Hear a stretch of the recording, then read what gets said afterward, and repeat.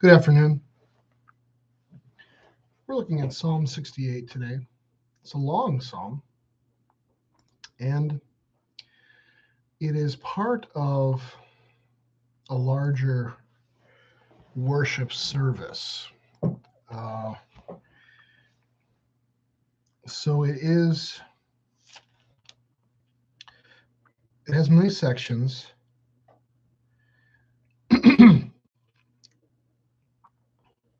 It tells the story or the history of Israel, and it ends with kind of revelatory things that God is doing on the last day. So the story of salvation, the history of salvation, should be interesting. We'll take it in bite-sized chunks then, versus about 8 verses at a time. God's going to tell his story here in the Psalms. Most likely, then the psalm was used in a liturgical way, during the worship service, with the intention of um,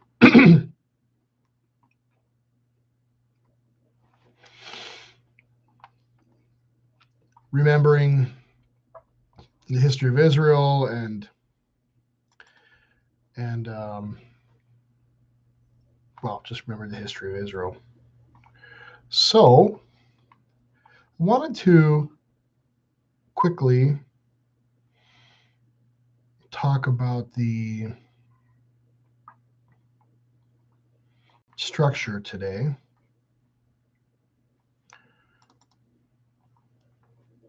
See if I have the right. Yeah, here we go. Okay. Psalm 68 is a hymn or song of praise.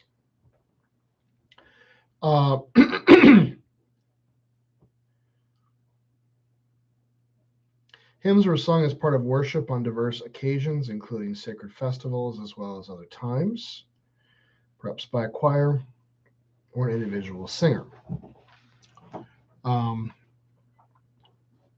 Hymn praises God for his actions as in creation.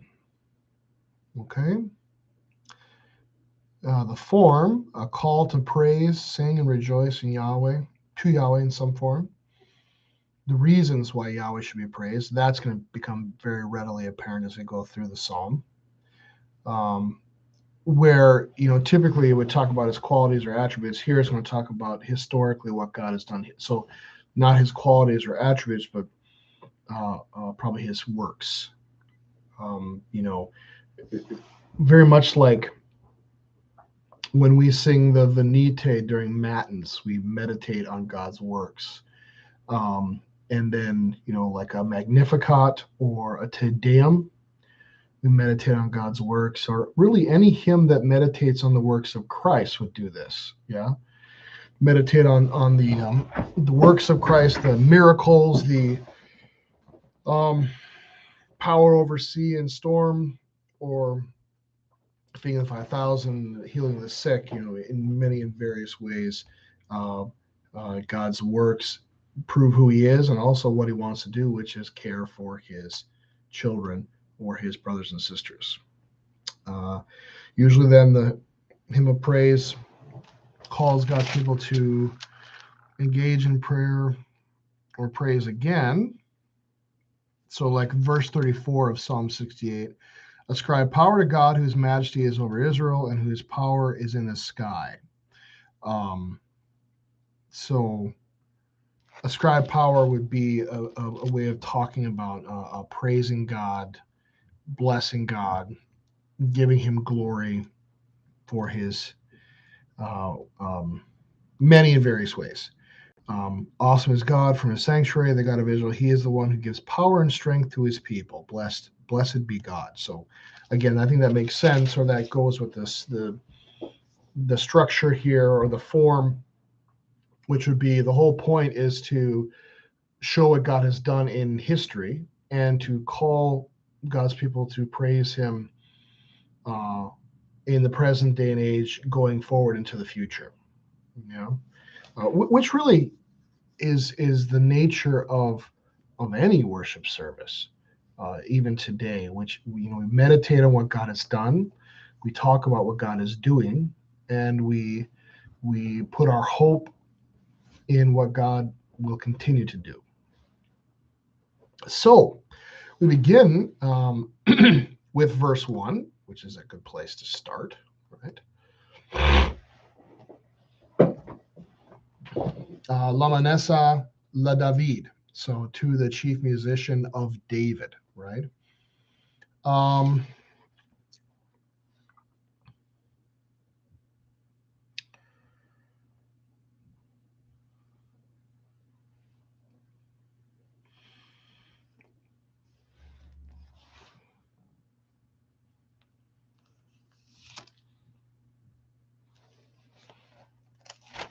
Want to just, I'm trying to figure out, there's not a lot of information given about the time period of this psalm.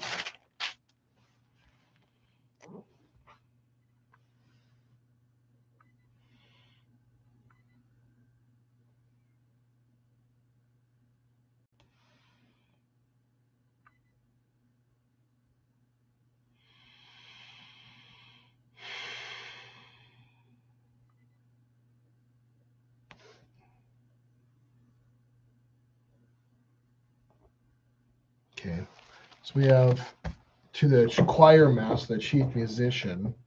This is a typical thing at the beginning of the psalm, talking about that perhaps the psalm should be collected and kept, used for the purposes of worship in the future, right? So, in other words, it ought to be cataloged, right?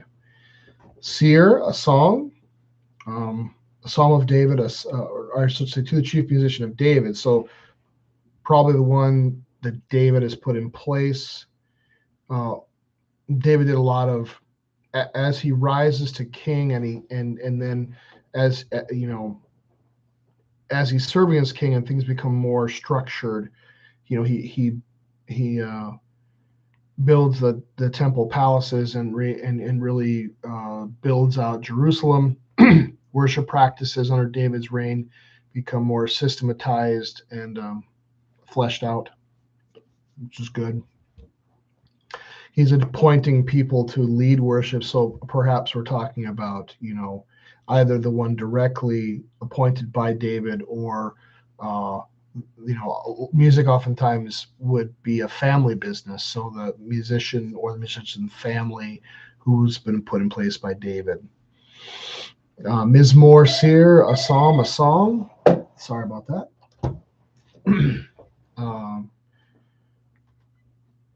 Let arise, or let Elohim, Yakum Elohim Yapusu, let God arise, Yapusu o ba, o veba, sorry, let his enemies be scattered. Veyanusu mesana mipana, and let those flee who hate him, or basically let those who hate him flee before him. So let God arise, let his enemies be scattered, let those who hate him let those who hate him flee before him. Or I think mipana is basically talking about before the face of him. Yeah, face. Yeah. So pay, I believe, is, or maybe it's I think pay would be mouth. Yeah. Panim or pana is face, right? So before his face. Often in the Old Testament, God is personified. He's given human characteristics. He's spoken about when he's angry, his nostrils flare. He has a face. He has a hand. I guess if you talked about Job and him treading on the waters, you could probably talk about God having feet as well. I think here, when we talk about what's being done, I think we're talking about God the Father, right? The first person of the Trinity. So it is, so in other words, Personifying Jesus would not be anything that unusual. Personifying the Father is, and that's probably what we're doing here. Not necessarily talking about Christ, but talking about the Father, giving him human characteristics. Now, why flee before his face? Well, his face would be a representation of his holiness or his majesty, his power or his might, right? It is his essence, you know. Moses wants to see his face, and God says, if you see my face, you'll die. So Moses gets to see God's back. But God is not concerned with the enemies of him. He's not worried about hiding his face from them, right? So I think we have to understand the situation in which the psalm is set. We start at the very beginning. It seems as though we're starting in a place where there are enemies of God, and maybe that's a question. It is a long-standing question of people who love the Lord. Why is it that when we love the Lord and we are his people, that there are still evildoers, there are scorners and mockers, there are evil kings and leaders who do bad things and make life very difficult for the people who put their trust in God. It seems counterintuitive when we cling to God and God alone, and then we still suffer the problems of life. So perhaps it's set in the same kind of scenario or question, right? Why is it that these things are happening? And the answer is, let God arise. Let him deal with these things. So not only is the psalmist starting in a place of being aware of the things, the problems of the world, right? Like having a keen or not keen, but an observant eye to see that the world is not perfect, that there are problems in the world, there are problems even in Israel, and but also then the really cool part is that he makes the right call, right? The answer is not let's get ourselves some weapons and go out and take care of this. No, the answer is let God arise, let him go and take care of these problems. It is a good confession of a person who puts their faith and trust in God, that even amidst the difficulties of this might be very controversial, but part of the reason I think that we in the Lutheran Church Missouri Synod struggle with female-male roles, it's becoming a thing amongst the youth as well, a harder and harder thing to teach that the pastorate should be males, right? I spoke with some retired pastors, some older pastors. They really helped me understand, women's suffrage in the church when that became a thing, and a lot of constitutions in churches, a lot of bylaws required that if you're going to hold a position, let's say board of evangelism or the chair to the board of education, or whatever the case may be, the Constitution states that you have to be a voting member. Now, these were all set with the idea that you couldn't hold a position and not be actively taking part in church business. That was what was meant behind that. But eventually it became a thing. Well, a problem here of women serving in these roles is that they're not voting members, and we have a situation where they can't be voting members, so they can't hold these positions. So I had some retired pastors who said part of the reason why there was a push for women's suffrage was that men wanted to hand over the reins to these jobs because they just didn't want to do them anymore. So we have a situation where part of one half of the population is becoming lazy, which is this is men's problem in general. This is just across the board will always be the fatal flaw of men. Now there'll be more nuance, and it'll make itself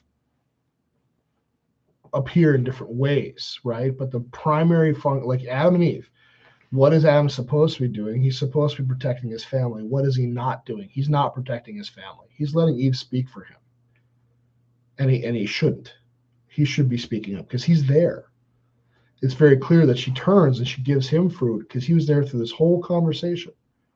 So the role that he was supposed to play, he didn't want to play, or he was too lazy to do it. You know, we might think that the answer, this is what I'm trying to get here, is that sometimes when we see problems, we think the answer is we have to step up and we have to do something.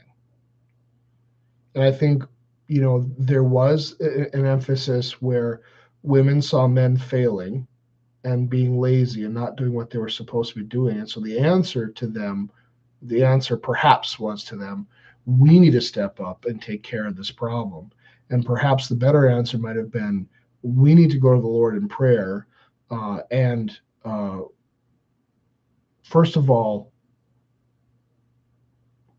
reflect the law to our husbands and show them their sin, but also encourage them to do what is right. And also remind them of the gospel, right? You know, like show them their sin, like, guys, you're not living up to your responsibilities, but then like, look, you're forgiven in Christ. Live up to your responsibilities. The psalmist, his first inclination is not, we got to fix this problem, right? There's enemies of God all around. We need to fix it. No, his first reaction is, let God arise, let God judge, let Him take care of this problem.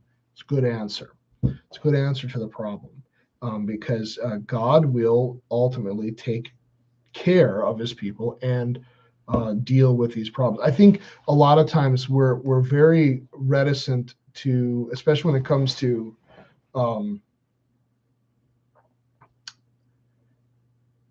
we were talking about this last night in catechism, you know, forgive us our trespasses, we forgive others. We want to hold people accountable. And so we withhold forgiveness because we want to make sure that they actually feel sorry for what they've done. And God says, vengeance is mine, right? So he's the one who ultimately is the judge, or his son is. And the son judges perfectly and judges righteously. We don't need to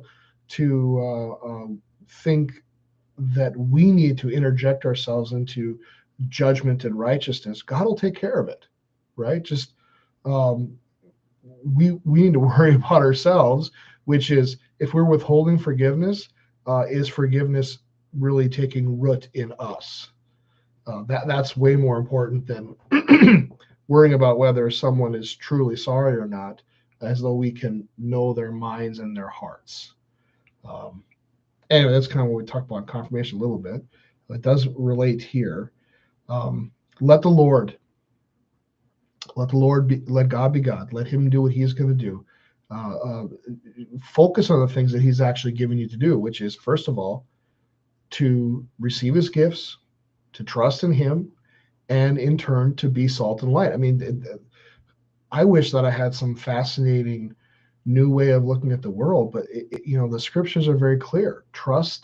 Receive God's gifts of forgiveness and life, have faith, trust in Him, and in turn walk your walk of life of faith. You know, be people who are salt and light. That's it. Okay. Ves sarakim yismehu ya'alsu lipne Elohim veyasisu besimcha. Vesarakim, but the righteous. So this is a vav, and the vav is in vav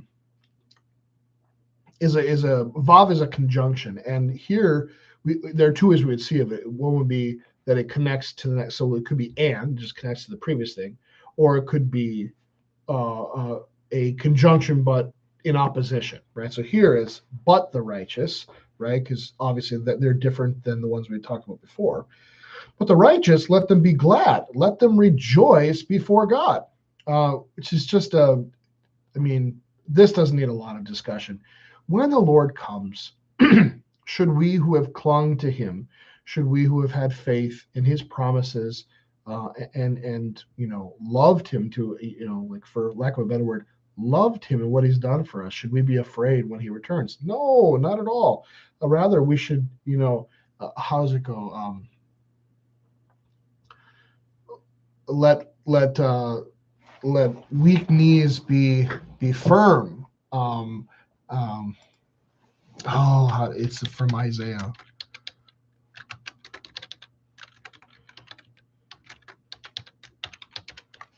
I'm forgetting it now. Yeah. Strengthen the feeble hands, steady the knees. Isaiah 35. Steady the knees that give way. Say to those with fearful hearts, be strong, do not fear. Your God will come. He will come with vengeance, with divine retribution. He will come to save you. Right? Good stuff. Then Hebrews 12:12. Therefore, strengthen your feeble arms and weak knees.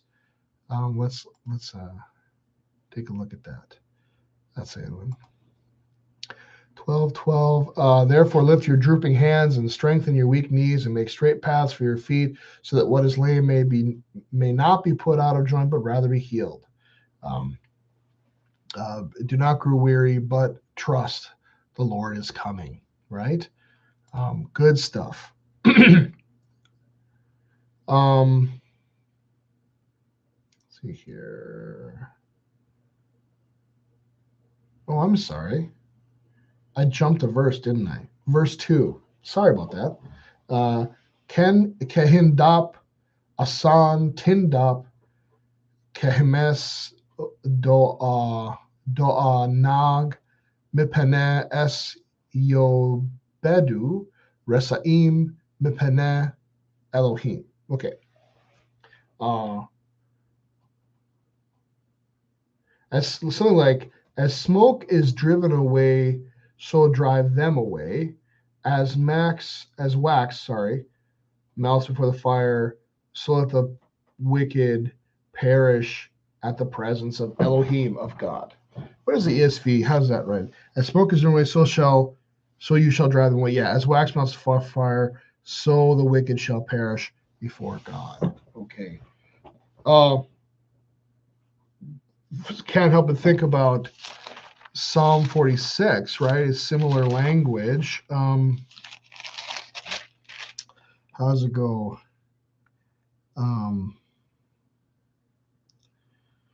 The nations rage, the kingdoms totter, he utters his voice, the earth melts. I believe it's the same word there for melts as well. So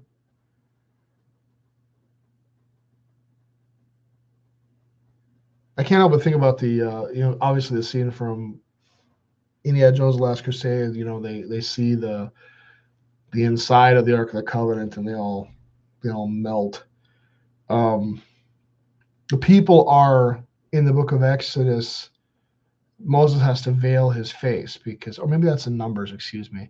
Moses has to veil his face because his dwelling with God and seeing God causes his face to shine so bright that it causes them pain.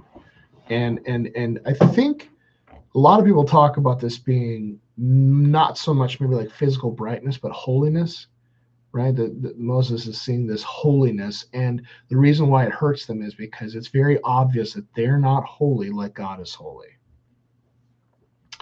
So they don't want it before them. Well, that same holiness drives them away like smoke. It melts them like wax, the evil people of the world.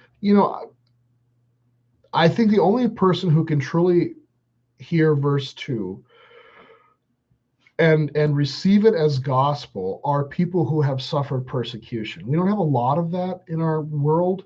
We don't suffer a lot for believing in Christ, but the one who is persecuted, the one who their family is killed, they are beaten, they're in Nigeria, it seems like every other day a church service is being attacked and people are being shot, right? And not just Nigeria, and other such places as in Afghanistan, after the military left, many Christians were killed for being Christian. So I think the martyr, I think the persecuted, I think the the person who is dealing with difficulties just from being Christian can truly understand the gospel in this verse, that those who do evil against God's people, those who do evil against God, will not stand in the presence of his fury. And at times, like perhaps the Christian in Ukraine who is seeing Russian tanks mow down. I mean, Russia is engaged in a policy where they don't really care if they take the land of Ukraine. They just want no one else occupying it too. So it's been a campaign of destruction. They're just trying to destroy those areas. So you're seeing that, and you're seeing the wanton destruction and the war machines, and you kind of wonder to yourself, like, what are we going to do in the face of all of this destruction, right? In the face of all this might, and the answer is, yeah, the enemies of God are nothing in comparison to him, regardless of what kind of tactical nuclear weapons they have or fifth generation jet fighters. It doesn't matter. It doesn't matter. They're like smoke. They're like wax that melts before the Lord our God, before his face, right? So again, now we get to verse 3. Excuse me by making that mistake. Right? What do the righteous do? Oh, they're not afraid at all. They rejoice exceedingly. Yeah. Verse 4. Siru Elohim Zameru Zemo Solu Larokev Ba'araot Ba'arabot, excuse me, Beya Semo Velizu Lepana. Sing, Siru. We had that before. The psalm, the very first title is a song, seer, a mizmor, seer, a psalm, a song, right? So we already had that one before. It's interesting. This is the verb form of it, so it is a imperative. They're commanding, or the psalmist is commanding. So you see the struggles of the world, the difficulties of people afflicting the people of God, right? Like the enemies of God, right? You're kind of standing back and you're seeing this kind of thing play out. You're watching the enemies of God afflict the people of God, and then you see God come and dispatch his enemies with very little effort. And so the psalmist is telling you, sing, sing. Look at this victory. And I can't help but think about one of the greatest victories of all time. The God of Israel wipes out the Egyptian army, and the very first thing the people of Israel do on the other side of the Red Sea is to sing, right?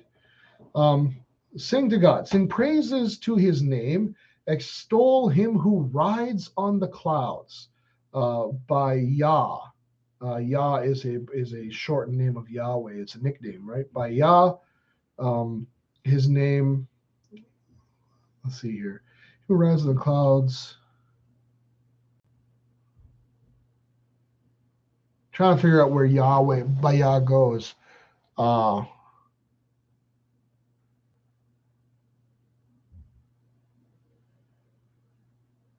Maybe it's like extol him who rides the one on the clouds. Let's check it out here. Verse 4. Praise to God and praises to his name. Lift up a song to him.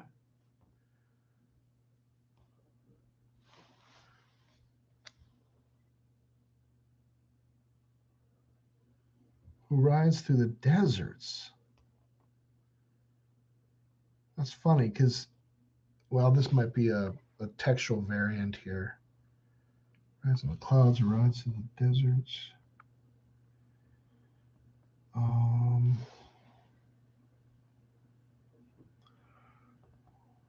B.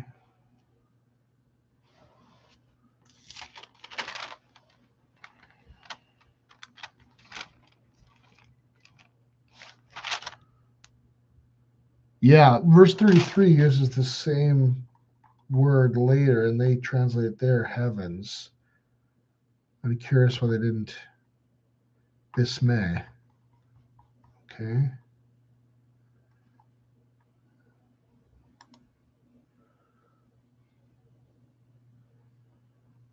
I don't know, but it's saying desert here. That's strange. So the word behind who rides on the clouds, that's my translation is saying here, but the word, a desert valley running from the Sea of Galilee, running south from the Sea of Galilee. Desert plain, Arabah, Arabah. I'm not seeing why it's lifted up as an idea for clouds. It doesn't make a lot of sense. But we'll go with the ESV here. Who rides through the deserts.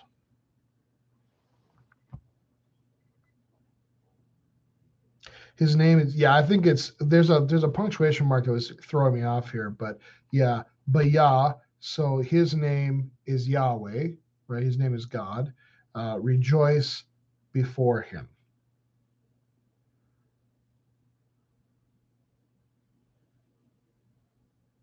Who rides in the deserts? Through the deserts. His name is Lord. Exalt before him.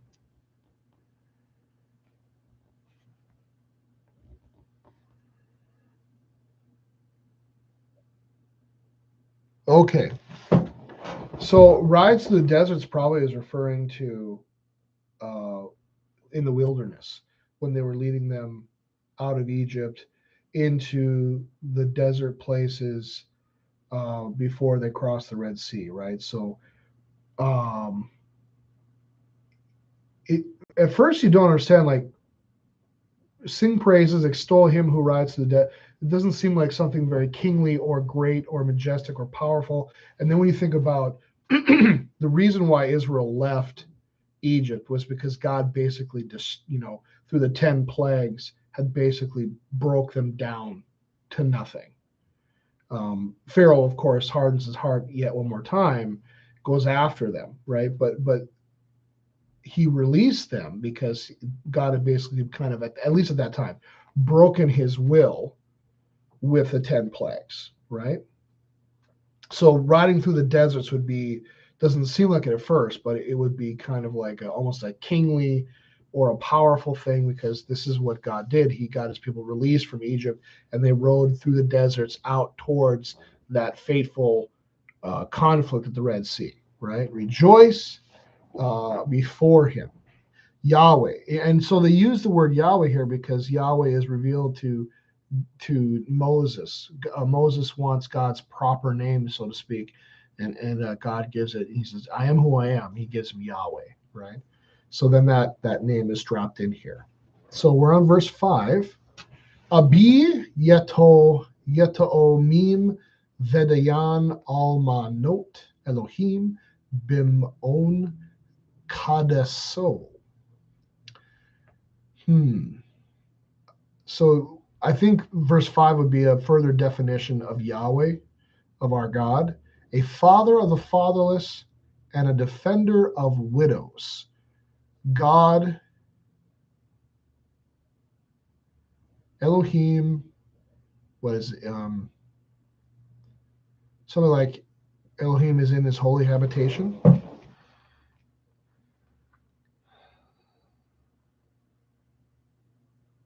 Oh, okay. So think of like a boxing match. The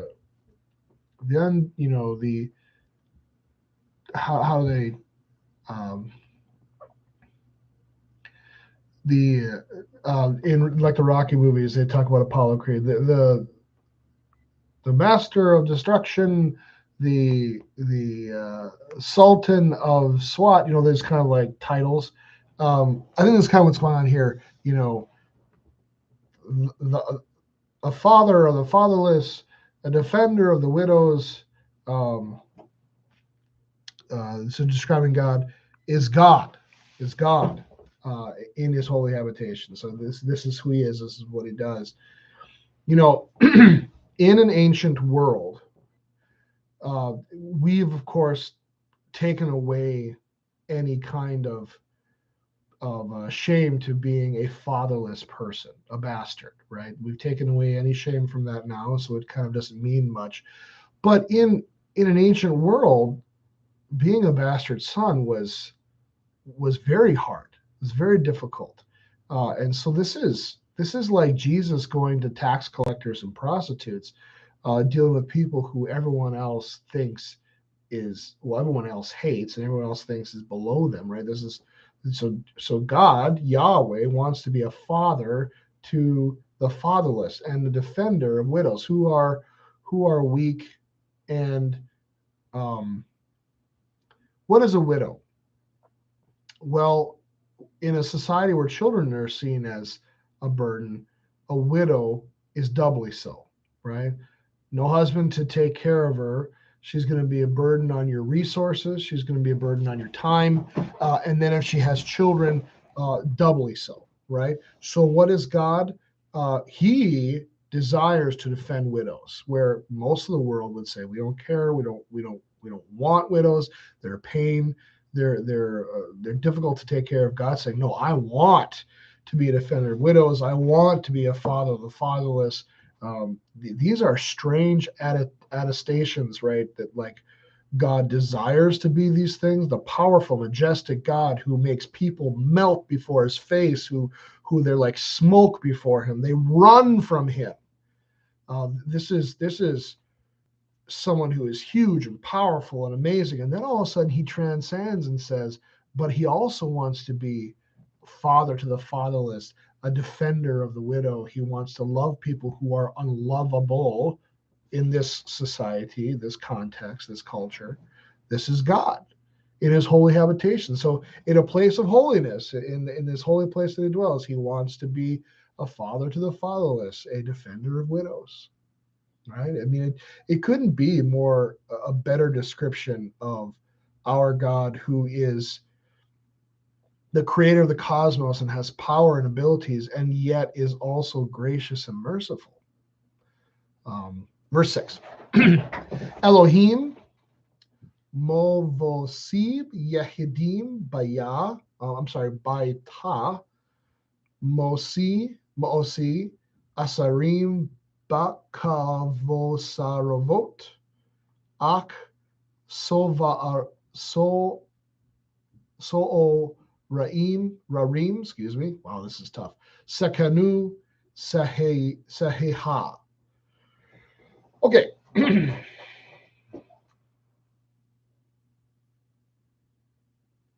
God sets the solitary in families. He brings out prisoners into prosperity, but the rebellious dwell in a dry land. Man, if this doesn't sound a little bit like the Magnificat, right?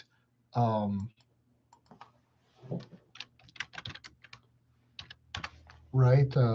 Mary talking about some of the similar things.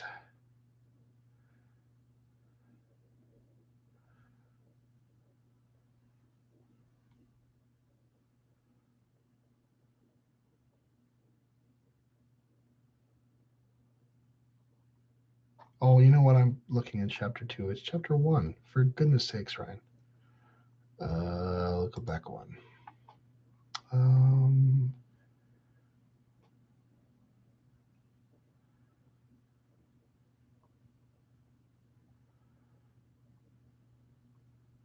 Yeah. My soul magnifies the Lord. He has regarded the low estate of his handmaiden, for behold, from all generations shall call you blessed. Let's see here. Get down to the. So he has shown strength in his arm. He has scattered the proud in the imagination of their hearts. He has put down the mighty from their seats and exalted them of low, and exalted those of low degree. He hath filled the hungry with good things, and the rich he has sent empty away. He hath helped his servant Israel in remembrance of his mercy. He spake to our fathers, to Abraham, and to his seed forever.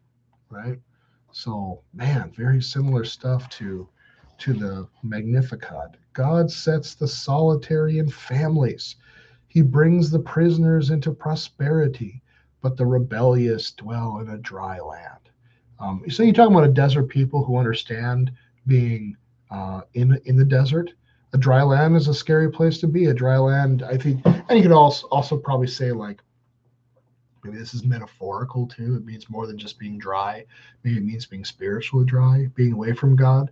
Israelites, it's very important for them. Like the closer they are to God, and being able to worship in His temple is having connection to God. When they go into exile, they're cut off from God, right? So being out in the desert, away from God, could be kind of a description of just being cut off from Him, cut off from His presence, cut off from the good things that He gives.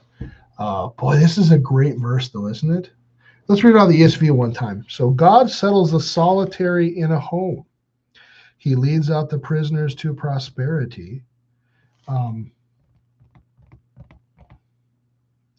can't help but think about that. Seems to be prophetic in a way, right? Although it could be, not necessarily prophetic. It could be talking about, the psalm in and of itself. Maybe talk about history. There were several times during the conquest that the Israelites were under the power, under the dominion of like the Philistines and the Canaanites, right? There was a note here too that's interesting that, well, I'll read it to you. Parts of the psalm use imagery similar to that used by the Canaanites when describing their god Baal, which is ironic because the psalm describes the defeat of the Canaanite kings. So, could be referring to even that, the Canaanites imprisoning. I don't think that we would necessarily think of prisoners in, we should look it up. But I don't, we might think of prisoners in terms of a prison and these people not deserving, to be freed, like they've done something to deserve being there. But I think most of the time in the Old Testament, and all the references I'm seeing here, this is talking about more like military prisoners, right? When two countries go at war with one another, you end up capturing people. They may not have done anything to warrant being in a prison, but they were captives, right? And they're set free, which makes a lot of sense because Israel is going to go into bondage several times in the conquest, but then after, and the Lord brings them out. They were in bondage in Egypt, and the Lord brought them out, right? So he brings prisoners, slaves, into prosperity. He brings them into the promised land, and he sets the solitary into families. Well, goodness sakes, I mean, Moses was wandered in the desert by himself, and he meets Jethro and marries his wife and becomes part of a family. Abraham was alone. Jacob, right, had to go back to Laban and find a wife. I mean, God is looks over the lonely. You think even to go so far back as to like Cain, right? Cain is marked, and so Cain is worried that he's going to live his whole life, being